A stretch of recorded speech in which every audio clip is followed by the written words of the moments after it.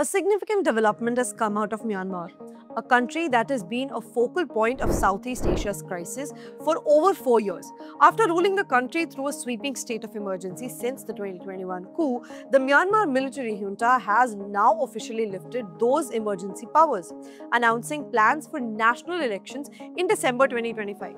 At first glance, this appears to be a step towards restoring democracy after years of instability and civil conflict. But if you take a closer look, many observers and Myanmar's own opposition groups are warning that the move is less meaningful reform and more a recalibration of military rule.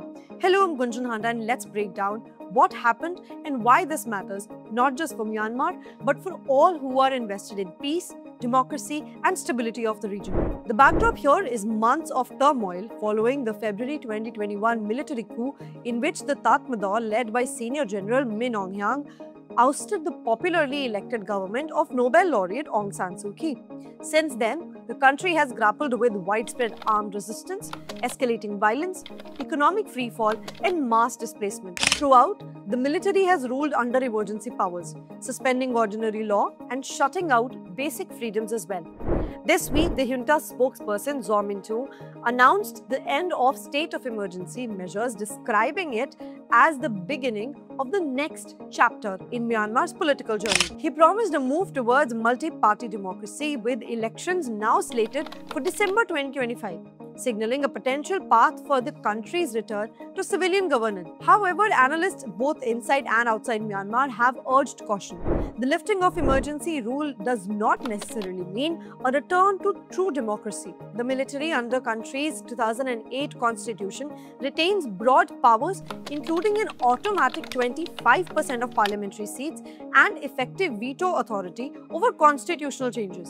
There is widespread skepticism both among Myanmar's resistance groups and the international community that these elections, if they take place that is, will be free or fair. In fact, critics see the move as a part of a calculated transition, shifting from direct military rule to a model where the military continues to dominate from behind a civilian-led facade. New electoral laws unveiled by the junta are adding to those concerns. They introduce harsh penalties, for example, prison terms of up to 10 years for speech or protest seen as disrupting the electoral process, and even the possibility of the death penalty for actions deemed serious threats to upcoming votes. Human rights organizations and exiled lawmakers are raising the alarm, saying these measures create a climate of fear and intimidation rather than paving the way for meaningful participation. There are serious logistical obstacles to these elections as well. A recent national consensus crucial for the creation of voter list did not reach about 19 million out of Myanmar's estimated 51 million people, especially in areas currently outside the control of central government. That means nearly 40% of the population, including many in resistance strongholds and ethnic border regions, could remain disenfranchised. This massive gap raises doubts about whether polls could genuinely represent the will of Myanmar's people. The country's security environment also remains extremely volatile. Over the past year, ethnic armed groups and People's Defense Forces have expanded their control in regions such as Saigon, Chin, and Kachi.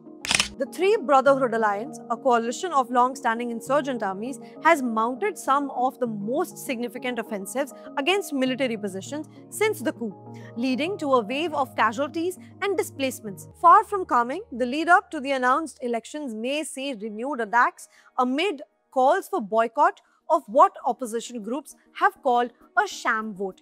Myanmar's political landscape ahead of the planned 2025 elections is deeply altered from just a few years ago, with most of the country's historically popular parties barred from participation or operating under severe restrictions. The National League for Democracy, or NLD, led by Aung San Suu Kyi, which overwhelmingly won the last free election in 2020, has been dissolved by the military government along with dozens of other opposition and ethnic parties.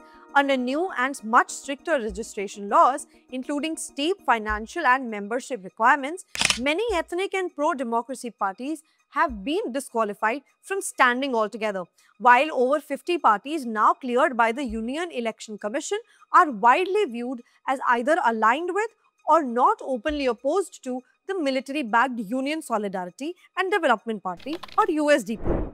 The USDP, which was decisively defeated in 2020, is favoured to dominate the coming polls given the exclusion of its major rivals. But its support in the broader population remains far lower than that enjoyed by the banned NLD and some religion ethnic parties. Current public sentiment, especially in conflict-affected and resistance-held regions, tends to reflect skepticism or outright hostility towards any election process administered by the junta. As such, most political observers see the upcoming vote as unlikely to reflect genuine popular preferences since Myanmar's most popular and representative parties are unable to contest. At the same time, Myanmar's humanitarian situation is also dire. The United Nations estimates that more than 2.6 million people are now internally displaced and nearly half the country lives below the poverty line due to ongoing conflict, economic sanctions and currency collapse. The military has attempted to stem resistance ahead of the election by offering cash rewards and conditional amnesties to combatants willing to lay down arms, but so far these measures have met with limited success. The international response has been cautious. The ASEAN bloc, of which Myanmar is a member, has repeatedly called for a cessation of violence and a genuine political dialogue, including all stakeholders. India, Myanmar's neighbor and a regional democracy, has consistently advocated for an inclusive democratic process that reflects the aspirations of the people of Myanmar and respects the country's territorial integrity.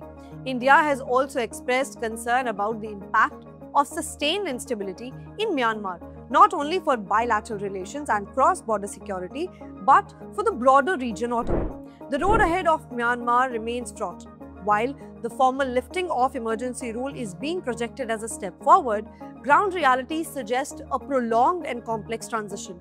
For Myanmar's ordinary citizens, millions of whom continue to endure insecurity, displacement, and the daily cost of conflict, the hope of genuine democracy is still uncertain and overshadowed by the harsh realities of martial authority.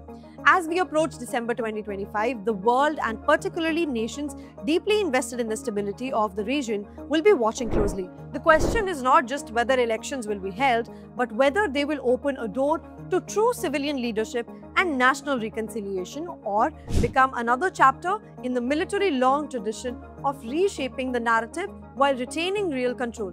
We will keep following developments from Myanmar and their implications for our region. For now, as Myanmar enters this new phase, the global spotlight remains fixed, with the hope that the long suffering of people of Myanmar may yet see a future of peace, democracy and stability. That's the latest on Myanmar's changing political theatre. We will continue to bring you updates as new information emerges. Stay with us. I am Gunjan Handa for the Asian Chronicles.